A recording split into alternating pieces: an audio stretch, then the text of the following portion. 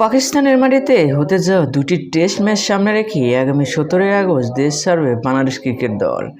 সেই সফরের আগে দেশের মাটিতে পা রেখে দলের সঙ্গী হওয়ার কথা ছিল তারকা অলরাউন্ডার সাকিব আল হাসানের। তবে এখন সেটি না হওয়ার সম্ভাবনাই বেশি।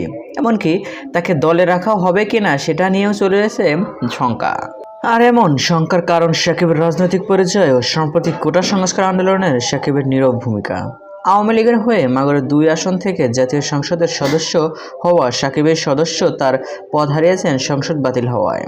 তাছাড়াও শেখ হাসিনা দেশ ত্যাগের পর মাগুরা তার রাজনৈতিক কার্যালয়ে আগুন দেওয়া হয়েছে। এর বাইরে আন্দোলনকারী ছাত্র জনতার মধ্যে সাকিবকে নিয়ে ব্যাপক ক্ষোভ লক্ষ্য করা গেছে। সেই ক্ষোভ উপেক্ষা করে সাকিব দেশে ফিরবেন কিনা তা নিয়েও রয়েছে প্রশ্ন। তবে বিসিবির দেওয়া এনওসি অনুযায়ী আগামী 12 আগস্ট তার এনওসির মেয়াদ শেষ হবে। এরপর তার দেশে ফেরার কথা রয়েছে আগামী 13 আগস্ট। এখন রাজনৈতিক অস্থিরতা চলায় সাকিব আদৌ দেশে ফিরবেন কিনা সেটাও নিয়ে দেখা দিয়েছে সংশয়।